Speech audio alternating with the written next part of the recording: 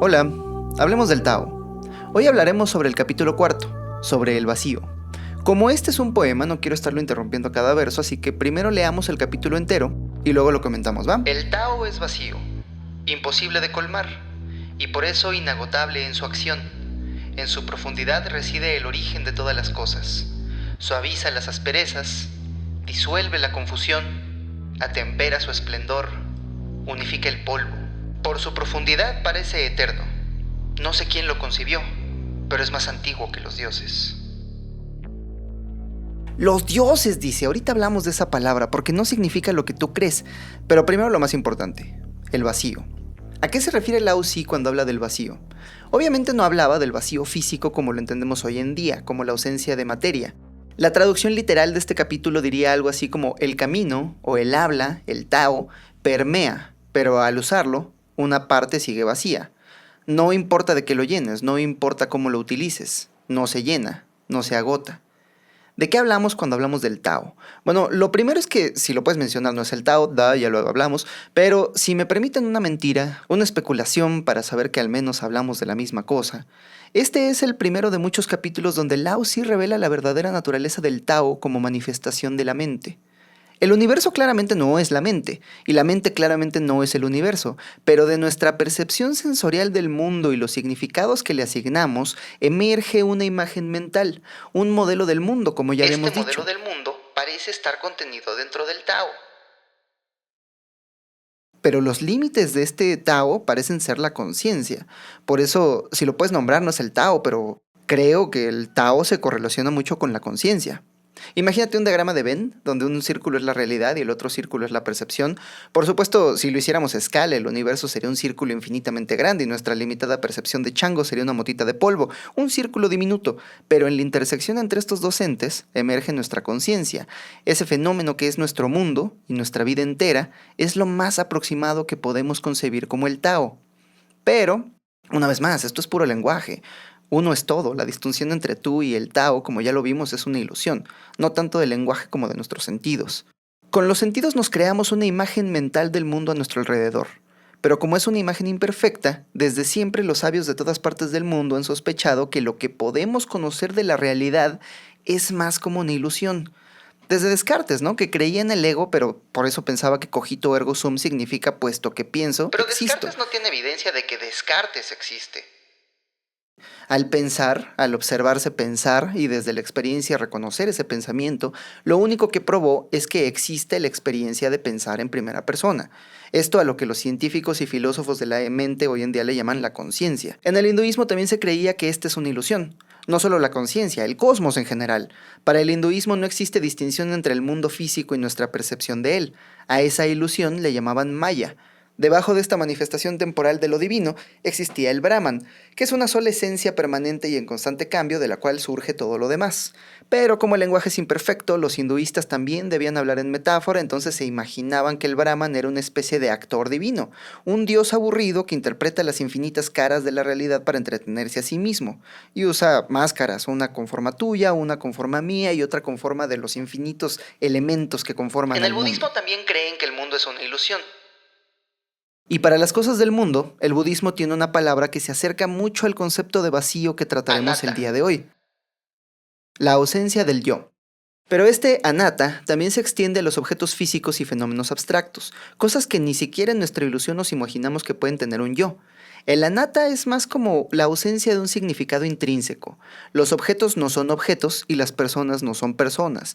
Todo y todos son ilusiones de un fenómeno en constante cambio, como las complejas formas que traza la tinta cuando cae al agua.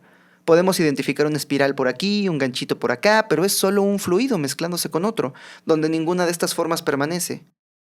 En el sijismo, que es otra rama del hinduismo, se cree en la existencia de un mundo natural, físico, pero también creen en el maya, o sea que vivimos como en una especie de realidad aumentada, donde transitamos por el mundo físico, pero el lenguaje le da propósito y significado a sus objetos, y por ende los transforma. El gnosticismo, que es una de las primeras variantes del cristianismo, reconoce que el mundo es uno, sin bordes ni divisiones, al que le llaman el demiurgo, nos contagió del lenguaje. Nos dividió en personalidades y que es por esta ilusión del demiurgo que vivimos como entes fragmentados de un mundo material. Muchas religiones especulan que el mundo es una ilusión y que la vida es sueño, pero ¿qué dice la ciencia? Ahora sí, hoy te voy a hablar de las 3 teorías de la conciencia y la realidad que más me emocionan. La primera es la teoría de la percepción como interfaz, a la que llamaremos TPI. La segunda es el algoritmo de la verdad contra la adaptabilidad. Spoiler, gana la adaptabilidad. Y la tercera es la teoría del espacio-tiempo como propiedades emergentes de una realidad que la subyace. Tal como escuchaste. El espacio-tiempo no existe. O al menos no es fundamental en el universo. Parece ser otra más de las construcciones de nuestra percepción. Pero primero la percepción y el mundo como interfaz. ¿Tú cómo ¿Cómo le haces ves? para ver? Pues ya lo platicábamos en capítulos anteriores, tu cerebro integra la información de tus sentidos en un modelo del mundo que tiene partes visuales, pero también táctiles, sonoras, olfativas. Nunca tienes solo vista o solo oído. Incluso los sordos o los ciegos nunca tienen uno solo de sus sentidos aislados. Siempre tienen la experiencia sensorial del mundo integrada con la experiencia sensorial de sí mismos, y también con la mente consciente haciendo comentarios sobre esta percepción. Tú no decidiste percibir el mundo de esta manera, así como no decidiste respirar oxígeno o la longitud de tus brazos. Estas características tuyas son resultado de la información contenida en tu ADN. Y este ADN es resultado de un largo proceso de selección natural. Entonces, tu percepción no se trata de observar la realidad, se trata de lo mismo que se trata toda la materia Sobrevivir y viva. reproducirse. Nuestra percepción del espacio-tiempo y los objetos que contiene no existen para ser una representación verídica del mundo, para revelarnos los contenidos de la realidad objetiva. Más bien existe para dejarnos sobrevivir el tiempo suficiente para pasar nuestros genes a la siguiente generación. Es más, tu percepción del mundo no puede ser verídica. Nuestra percepción de la realidad nos oculta la verdad objetiva del mundo, si es que acaso existe, para revelarnos las formas más fáciles de alimentarnos y En el caso del reproducirnos. ser humano, esto viene con pasos extra. Por eso se compara la percepción con una interfaz. Imagínate que estás mandando un correo electrónico. Lo haces a través de una interfaz gráfica donde el mensaje tiene forma de sobrecito y se leen nombres dentro de una pantalla, pero tú sabes que dentro de esa computadora no hay sobres ni palabras. Todo lo que ves es una interpretación visual de la información contenida como impulsos electrónicos dentro de tu computadora, ceros y unos. Imagínate el problema que sería mandar ese correo pero sin interfaz, manipulando voltajes a través de resistencias y capacitores. Y luego imagínate del otro lado el problema que sería leer ese correo, traducir esos ceros y unos de la máquina al lenguaje humano. Del mismo modo, para sobrevivir a la realidad y a su infinita complejidad, nuestro cerebro ha construido una percepción que ignora todos los detalles de la vida que no son relevantes para nuestra supervivencia, mientras que resalta los que sí lo son. Por ejemplo, ahora mismo tu nariz está dentro de tu campo de visión, pero tú no la ves. Algunos habrán comenzado a notarla y toda borrosa en la base de su campo visual, pero solo hasta que la recordaron. La mayor parte del tiempo el cerebro dice, bueno, esa nariz no se va a mover de ahí y simplemente la ignora. Por eso cuando vamos por primera vez a algún sitio, el camino de regreso se siente más corto. Aunque te hagas el mismo tiempo, la primera vez no conocías nada de tu entorno, así que le prestas atención a más cosas. Todo es nuevo, todo es relevante porque no sabes entre toda esa novedad qué cosas son útiles para tu modelo del mundo. Pero cuando vas de regreso, tu cerebro ya hizo la distinción entre relevante e irrelevante, así que le prestas atención a menos detalles de la realidad, y al hacer la distinción entre un trayecto y otro, aunque hayan durado lo mismo, uno tuvo más detalles, más recuerdos, así que se siente más largo. Pasa igual con la realidad. Nuestros ancestros unicelulares más antiguos obtuvieron una ventaja evolutiva al percibir la luz del sol. Pero no percibían la luz del sol, percibían ciertas frecuencias del espectro electromagnético que también se reflejan en la luna, a través del firmamento. No tiene tanta ventaja evolutiva percibir la luna, pero es consecuencia de estar adaptados para percibir la luz ultravioleta que alimenta nuestras plantas y nos deja sintetizar vitamina D. Pero preguntarnos si la luna que veo con mis ojos es del mismo color, posición y forma que la luna en la realidad, es un poco como preguntarnos si el sobrecito del Gmail es del mismo color que mi correo dentro de la computadora. O sea, no existe. Esto no significa que subas ahorita a la azotea del edificio y brinques como en la Matrix porque nada es real y todo es un sueño. Al contrario, yo sé que el correo dentro de mi computadora no tiene forma de sobrecito y palabras en español, pero no por eso voy a borrar un correo con información importante. Son iconos de una realidad incognoscible para nosotros, pero es una realidad con consecuencias reales en este proceso que interpreto como un yo. Imagínate que vas llegando a Chernobyl y ves un letrero con una calaverita y un símbolo de radiación. Si fueras un hippie solipsista, podrías decir, esos símbolos son solo una ilusión, dibujos que representan a la realidad pero no son reales porque la calaverita esa ni siquiera está hecha de calcio. Bueno, sí, pero si entras igual te va a dar cáncer. Estos símbolos son como realidad aumentada. Son una modificación que hacemos en nuestra interfaz visual para advertirnos de los peligros que nuestros sentidos no pueden advertir. Si voy en el campo y veo una serpiente, como soy taoísta, entiendo que esa serpiente es solo un icono de mi interfaz que guía comportamientos adaptativos dentro de mi entorno, como correr o pelear. Y como el maestro, no debo hacer nada, el cuerpo ya sabe qué hacer cuando ve una serpiente. Lo sé por experiencia, en el bosque donde vivía había muchas serpientes, y cada vez que me encontraba con una, la primera señal era ese miedo, ese terror intenso que se siente como si la adrenalina te diera un puñetazo en la boca del estómago. Mis piernas no necesitaban de mayor instrucción, se ponían a correr solas, y hasta que ya iba corriendo, como 2 o 3 segundos después del susto, venía a mi mente la idea Ah, creo que eso consciente era de una que serpiente. porque así como el maestro practica para enseñarle a su cuerpo, así nuestro gen Homo tuvo casi 2 millones de años para practicar existir en el mismo planeta que las serpientes. Y esta reacción de correr o pelear ya es parte de nuestro organismo, es parte de nuestros instintos. Sí, la serpiente y yo somos dos procesos del mismo Tao, pero estos procesos quieren Y ese permanecer. proceso le puede poner fin al mío, así que corro. Pero, ¿no tendría algún valor que nuestra percepción fuera verídica? O sea, ¿no sería más fácil sobrevivir y reproducirse en el mundo si viéramos al mundo tal cual es? No lo sé. Todo el mundo que escribe de este tema coincide en que no. Científicos, filósofos, hasta los matemáticos que se inventaron un juego al que le llaman Critters and Pero en Stuff. español le vamos a llamar la wea y las cosas. Imagínate que tenemos un ser, un animalillo, una criatura a la que le vamos a llamar la wea. Para sobrevivir, la wea necesita cosa. Mucha cosa mata a la wea y muy poca también. Así que la wea debe encontrar un equilibrio de cosa, igual que nosotros. Ahora, imagínate dos weas. Una percibe la realidad desnuda del mundo tal cual es y la otra percibe la realidad del mundo a través de sus propias necesidades de adaptabilidad. Les llamaremos la wea verdadera y la wea adaptable. Y como este es un ejercicio mental, imaginémonos que la wea solamente ve en blanco y negro. Ahí donde hay mucha cosa, la wea verdadera ve negro. Y donde no hay cosa, la wea verdadera ve blanco. La percepción de la wea adaptable depende de sus necesidades de adaptabilidad, así que si no ha comido, verá a la wea como negra, pero cuando ya se haya llenado, la verá más blanca. Porque la wea adaptable no ve al mundo, no ve la cantidad de cosa, sino que ve puntos de adaptabilidad. Cuando la wea verdadera ve negro, sabe que hay cosa, pero no sabe si le dará puntos de adaptabilidad. Cuando la wea adaptable ve negro, sabe que ahí hay puntos de adaptabilidad, pero no sabe si ahí hay mucha o poca cosa. La verdad esconde la adaptabilidad y la adaptabilidad esconde la verdad. Nuestros sentidos funcionan similar. Por ejemplo, necesitamos oxígeno para sobrevivir, pero no De lo hecho, no podemos ver. supimos de la existencia del oxígeno hasta 1772. Pero sí sabíamos que si te vas muy alto a donde no hay oxígeno te dan dolores de cabeza, y si hiperventilas y obtienes más oxígeno del que necesitas te mareas. Los sentidos eran nuestra brújula para obtener un recurso del que ni siquiera sabíamos que dependíamos. Le pasa igual a las weas. Cuando la wea adaptable sale a la naturaleza y ve negro, sabe que ahí hay puntos de adaptabilidad y es seguro acercarse. Pero la wea verdadera tiene un problema. Cuando ve negro sabe que ahí hay cosa, pero no sabe si es seguro acercarse o no. Lo mismo le pasa si ve blanco. Así que la wea verdadera, a diferencia de la wea adaptable, debe apostar su vida cada vez que sale a La cazar. verdad no te hará libre, te extinguirá. A ese mismo dilema, pero representado con números y gráficas, los científicos y filósofos de la mente le llaman FTV, Fitness Beats Truth, o sea, la adaptabilidad le gana a la verdad. Y hay evidencia de ello en nuestro registro fósil. Ancestros del humano, como los neandertales, por ejemplo, tenían una masa encefálica mayor a la del ser humano. Esto es que podían percibir más de la realidad que nosotros.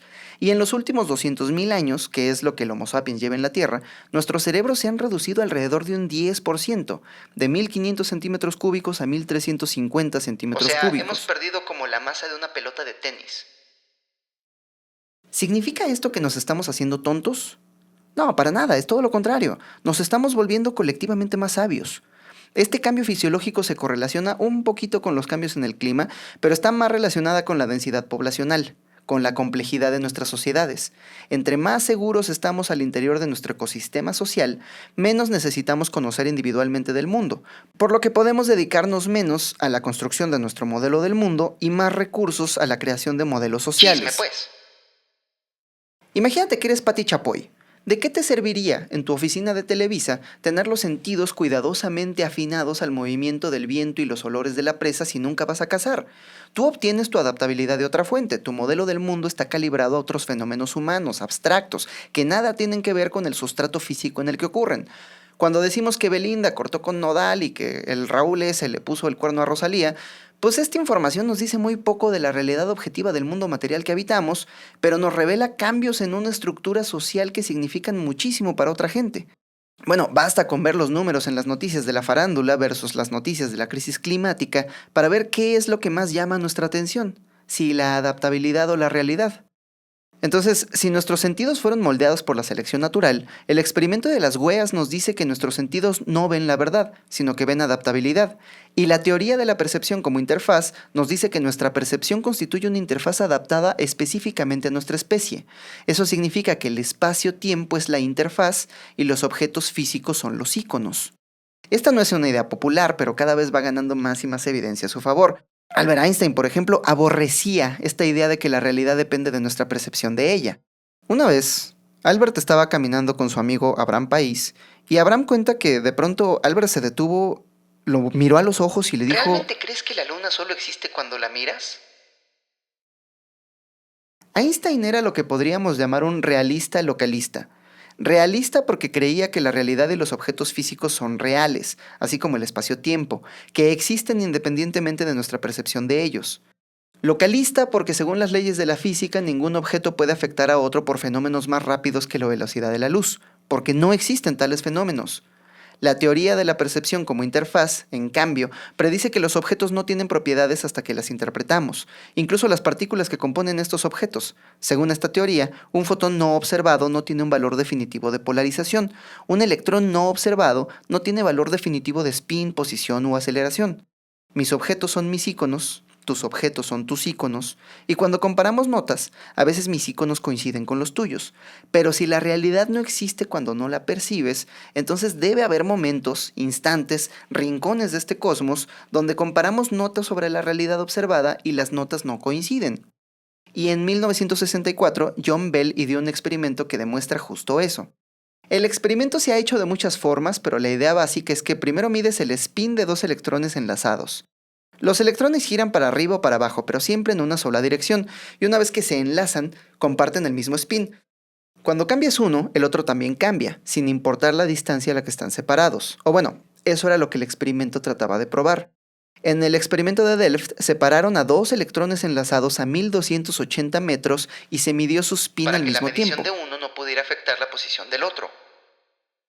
El resultado probó, como muchos experimentos ya, que la física cuántica rechaza el localismo realista.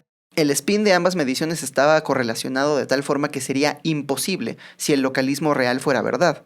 Entonces aquí hay de dos sopas. O los electrones no tenían valores definitivos de spin antes de ser medidos, y entonces el realismo no es verdad, o los electrones se influenciaron entre ellos a velocidades más rápidas que la de la luz, y entonces el localismo no es real. Y hay una tercera sopa sorpresa, que tanto realismo como localismo son falsos, propiedades de un espacio-tiempo que nos ayuda a sobrevivir y reproducirnos en el planeta Tierra, pero que no es una propiedad fundamental del universo. Y de esta serie de experimentos emergen todas estas nociones populares de la física cuántica, de que cuando una partícula es observada se comporta de un modo distinto cuando no está observada, y nosotros, ciudadanos de Occidente, hambrientos de significado pero nerfeados por nuestra educación aristotélica de propósitos y sentidos, nos imaginamos que entonces la partícula sabía, se dio cuenta de que lo observamos, la Pachamama está viva. La verdad es que cuando observamos algo, no es una acción pasiva.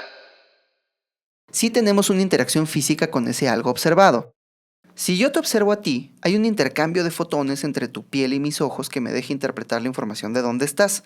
Pasa lo mismo con las partículas, pero cuando observas un electrón con un fotón y son casi del mismo tamaño, pues claro que se va a comportar distinto. Estás colisionando una partícula con otra partícula, estás alterando su comportamiento.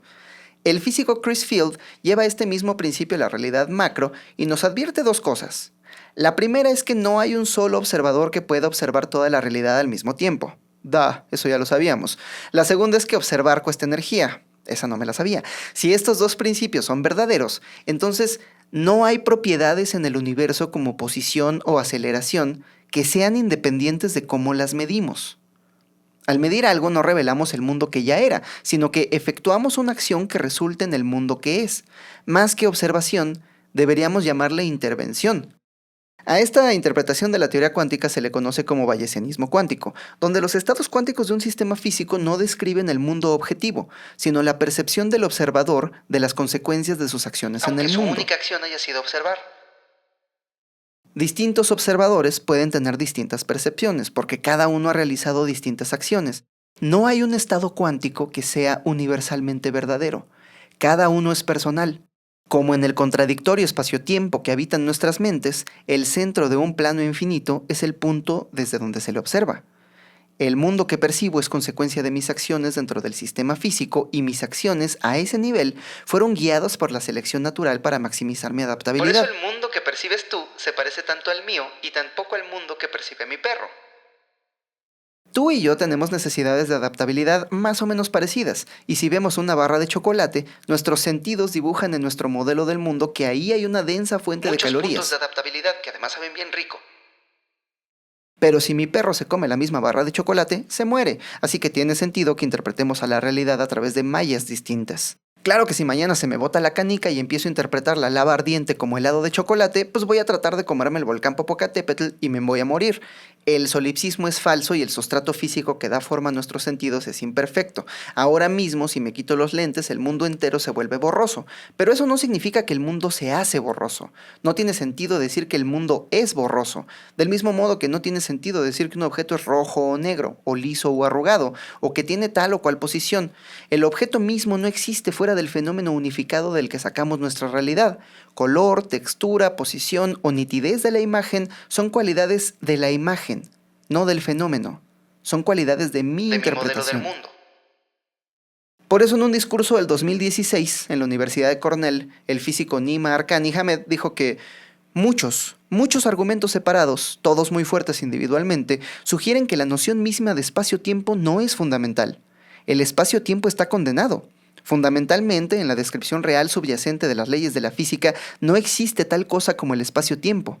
Eso es muy problemático porque se supone que la física trata de describir las cosas tal y como suceden en el espacio-tiempo. Entonces, si no hay espacio-tiempo, no está claro de qué se trata la física. Pero ahí en la percepción, en el análisis de la conciencia, es que convergen la biología evolutiva y la física cuántica. Por un lado, la teoría cuántica nos dice que nuestras mediciones no revelan verdades objetivas, sino consecuencias de las acciones del observador. Acciones similares tendrán consecuencias similares por lo que nuestras mediciones coinciden. La evolución nos dice que la selección natural le da forma a nuestros sentidos, que perciben nuestras necesidades de adaptabilidad. Organismos similares con necesidades similares tendrán percepciones similares y por eso nuestros mundos coinciden. Pero se siente mal, ¿no? Es como contraintuitivo. Saber que el mundo a merced del cual sobrevivimos viene de adentro hacia afuera, y no al revés. Saber que percibimos al mundo como somos y no como Peor aún, es. saber que el mundo ni siquiera es. Pero cuando la evidencia de los dos pilares de la ciencia nos apunta en esa dirección, no sé, yo siento que debemos escuchar. Como dijo el físico Mi Carlo objetivo Rovelli, no es modificar la mecánica cuántica para que se adapte a mi visión del mundo, sino modificar mi visión del mundo para hacerla consistente con la mecánica cuántica. por eso el Tao es vacío, pero no de materia, sino de significado. El espacio-tiempo y sus objetos que lo llenan sin colmarlo los construimos al observarlos, y por eso este vacío es el origen de todas las cosas. Y aquí la traducción se pone rara. Suaviza las asperezas, disuelve la confusión, atempera su esplendor, unifica el polvo. Otras traducciones escritas por cristianos tienen un tono más imperativo. Tú suaviza las asperezas, tú disuelve la confusión, tú haz las luces más borrosas y tú unifica el polvo, como si fueran mandamientos. Hay otras traducciones occidentales que son más teístas y ven al Tao como un dios que hace cosas. Entonces es el Tao el que suaviza las asperezas, el Tao disuelve la confusión y así etcéteramente. Por eso vale la pena revisar la traducción literal, palabra por palabra. La primera diferencia es que en el texto original los adjetivos vienen entrecomillados, y en lugar de suavizar las asperezas, Trata lo que dice, ellos hacen agudo como redondeado. entonces no transforma las propiedades físicas de la realidad. Es más, las comillas significan que agudo y redondeado son solo palabras, interpretaciones que nada tienen que ver con la naturaleza del Tao. Pero si para percibir los puntos de adaptabilidad del mundo, la mente debe ignorar un poco el filo de la realidad, pues lo va a hacer, va a suavizar esas asperezas. Donde dice que disuelve la confusión, Creo que una vez más estamos confundiendo una descripción de la mente y el mundo con un texto de superación personal. El texto Trata lo que original ellos dice, atan como suelto. y me encanta que hable de algo atado, de un nudo, porque aquí aparece otro hermoso contraste de la filosofía oriental con la occidental. ¿Qué haces cuando atas algo? Haces un nudo. El nudo de la cuerda ha sido una metáfora visual para la confusión y la complejidad por muchísimas culturas. Por ejemplo, la cultura helénica cuenta la leyenda del nudo gordiano. El primer emperador de Lidia dejó sus caballos, sus armas y otros símbolos de su autoridad real atados a un nudo tan complejo que solo él podía desatar, y aquel que lo desate será el verdadero desatador y podrá gobernar el reino de Lidia. Esto no significa que el reino de Lidia elija a sus reyes por su habilidad para atar o desatar nudos. Si ese fuera el caso, sus reyes serían Boy Scouts. El nudo es una metáfora para las muchas relaciones de intereses, poder, afectos y demás que constituían el reino de Lidia. Normalmente cuando pensamos en un imperio nos imaginamos una bandera, un palacio, una extensión territorial, edificios en ciudades rodeadas por muros, pero estos objetos físicos, estas edificaciones, monumentos, palacios, son solo el resultado físico de las relaciones personales que constituyen el imperio. Es su gente y el nudo de deudas, afectos y lealtades que los atan lo que mantienen movimientos predecibles a la humanidad. Gordias era el rey porque podía manejar toda esa complejidad, porque tenía un acuerdo con cada parte de este nudo, que al final está hecho de una sola cuerda. Pero cuenta la leyenda que cuando llegó Alejandro Magno y se le presentó este nudo gordiano, en lugar de tratar de desatarlo, en lugar de resolver el complejísimo dilema social que constituía el imperio, simplemente cortó el nudo con su espada. Es decir, mató a toda la gente que conformaba estas redes de intercambio que le daban vida al imperio. Quizá por eso se tiró a la bebida cuando llegó a la India, porque su gran ambición era conquistar el mundo entero, pero ¿qué Ciudades conquistó? vacías o llenas de esclavos. Quizá también descubrió que el imperio no eran sus ciudades, sino su gente, las relaciones entre ella. En cambio, el Tao trata lo que ellos atan como algo suelto. No cambia las relaciones entre seres humanos, pero tampoco las ve como un problema a resolver, simplemente las deja ser. El Tao entiende que no hay flores sin abejas ni abejas sin flores. El ecosistema humano no es un nudo a desatarse, es un ecosistema de creación mutua que convive con el ecosistema de la Tierra, que a su vez se mueve con el Sol, que a su vez se mueve con el cosmos, que a su vez se mueve con el Tao. No hay nada que cambiar. En todo caso, los problemas y fricciones de nuestra sociedad son el resultado de no dejar que este proceso se desarrolle naturalmente. Por ejemplo, el otro día leía que uno de los gobernadores de Hidalgo, bajo el gobierno de Porfirio Díaz, tenía el monopolio de todas las pulquerías del estado, por lo que prohibió que la gente tomara agua de las fuentes. ¡Agua! Les prohibió tomar agua. ¿Acaso hay algo más antinatural que decirle a la gente que el agua es tuya? O sea, te estoy viendo, Nestlé. Esto lo hizo porque cuando la gente tomaba agua, pues ya no necesitaba tomar pulque, así que afectaba sus ganancias. Pero ¿qué es el dinero sino un fallido método de medición del valor subjetivo del mundo? Pero una vez más, para demostrar que realmente cambiamos al mundo cuando lo medimos, cuando la medición se hace por la medición misma, cuando hacemos dinero con el objetivo de hacer más dinero, entonces esta observación ya no tiene efectos ni relación alguno con el mundo real. Se vuelve un pensamiento circular. El dinero por el dinero mismo. Es un pensamiento circular como los que tiene la gente que tiene ansiedad o esquizofrenia. Como decía La Neil Shedd, percepción es alucinación bajo control y la alucinación es percepción fuera de control. bueno, en ese caso el capital que solo sirve al capital mismo es una alucinación. El amor al dinero es una enfermedad mental y un loquito de esos trató de evitar que la gente de Hidalgo bebiera su propia agua. No estoy diciendo que esa fue la principal causa de la revolución, pero cuando comenzaron las hostilidades, seguramente esta ley influyó en la gente que estaba escogiendo un bando, y hasta el día de hoy sigue siendo legal beber del agua de las fuentes de Hidalgo. Ya no es muy saludable, pero es legal, pues. Y dice el Tao que atenúa lo brillante. El texto original dice que trata lo borroso como lo que ellos hacen brillante, una vez más, con comillas. Igual que cuando me quito los lentes, no cambia las características objetivas del mundo físico, que ya vimos que ni siquiera existen, sino que toma una cosa como su completo opuesto, porque así funciona la vida sin dualidad. No luego dice que unifica el polvo. Otras traducciones dicen que se hace uno con el polvo. Pero aquí en ambas traducciones se nota la influencia cristiana y occidental. Uno está pensando en la unificación de un fenómeno disperso, como el mismo acto de autoridad que efectúa un emperador al unificar reinos, o un CEO cuando incorpora en su compañía la competencia. El otro estaba pensando en que polvo somos y al polvo seremos, como metáfora de la vida y la muerte. Pero el texto original Trata dice... lo que ellos hacen polvo como junto. Polvo y junto entrecomillados, por supuesto, porque son interpretaciones nuestras, de la percepción y del lenguaje, que dicen más del observador que del mundo que observa.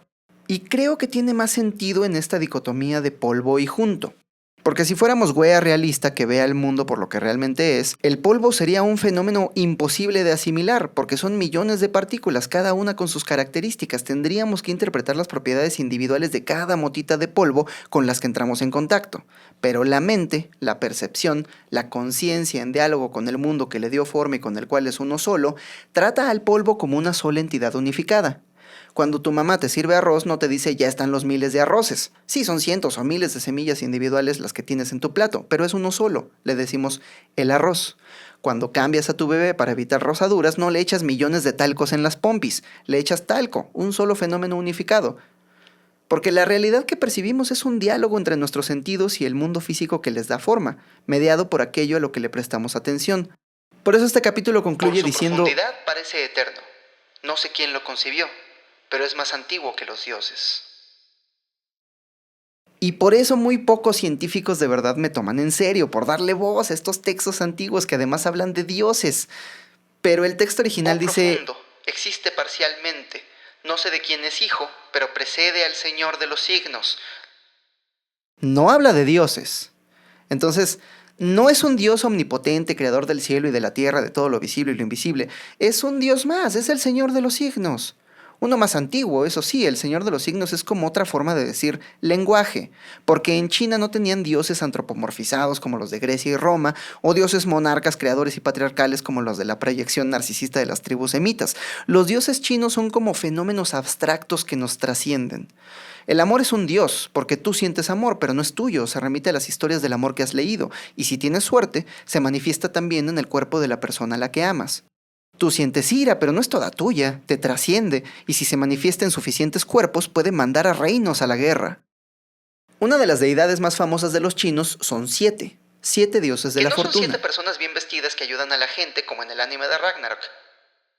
Es más bien como una forma de decir que la fortuna depende de muchas variables fuera de nuestro control y que lo mejor que podemos hacer es rezarles y esperar lo mejor.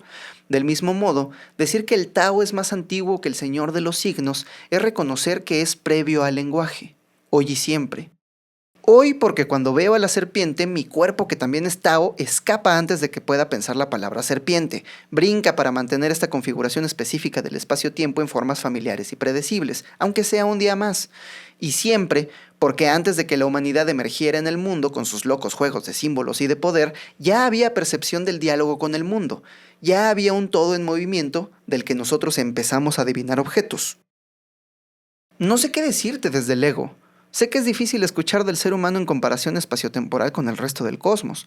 Físicamente, comparados con el universo, nuestro planeta es una mota de polvo azul perdida en un halo de luz, y temporalmente, frente a la longevidad del universo, la humanidad lleva viva una fracción de un parpadeo. No somos nada. Pero si te sirve de consuelo, todo apunta a que espacio y tiempo no existen, al menos no como propiedades fundamentales de la realidad. Lo que sí existe es el aquí y el ahora. Y el aquí y el ahora están hechos de información. Esa sí es fundamental. ¿Qué probó Descartes al dudar de todos sus sentidos? Pues solo arrojó evidencia empírica de la información que constituye su modelo del mundo y de la que emerge la experiencia consciente que compartimos tú y yo. Lo que llamamos realidad, en realidad se trata de un papel maché hecho de la imaginación y teorías sostenidas por unos cuantos palillos de observación. Entre menos observamos al mundo, menos palillos. Más imaginación y teoría y chaquetas mentales conformarán nuestra realidad, así que será una realidad más frágil. Pero si fuera cierto que nosotros, el observador, construimos la realidad activamente al observarla, esto significaría que podemos transformar la realidad que viene desde el pasado, ¿no crees? Déjame cerrar con uno de mis experimentos favoritos, porque esto es algo que el consenso científico admite que es real, pero yo aún no me lo creo. Necesito observarlo con mis propios ojos. Es que es una cosa muy increíble. Todo mundo vi que el experimento de las 2 rendijas, ¿verdad? Un cañón de fotones dispara fotones a través de una placa metálica con 2 rendijas y hacia una placa fotográfica donde se registra dónde aterrizó el fotón. Si abres solo una rendija, en la placa vas a ver que aparecen los fotones ahí alineados, en una línea con la forma de esa rendija. Si abres la otra rendija, pues pasa lo mismo, pero del otro lado. Pero cuando abrían ambas rendijas, en lugar de caer en dos líneas rectas como la gente decente, los fotones caían en un patrón de interferencia, como si en lugar de partículas estuvieras arrojando ondas de agua o algún fluido. Y la neta es que nadie sabe por qué. Hay quien dice que pasan a través de ambas rendijas al mismo tiempo, hay quien dice que no pasa a través de ninguna, otros piensan que su trayectoria es una superposición de la trayectoria A y la trayectoria B, pero todas son formas muy elegantes de decir que la neta no sabemos qué pex. El experimento del que les quiero hablar, el experimento de la decisión dilatada, es una variación muy ingeniosa de este fenómeno. Mismo experimento de las dos rendijas, pero primero dejas que los fotones pasen por la rendija y luego decides qué medir. Si la trayectoria A, la trayectoria B o una superposición. Este experimento se ha realizado con átomos de helio, así como con fotones, y funciona. Esa es la parte que no me la creo.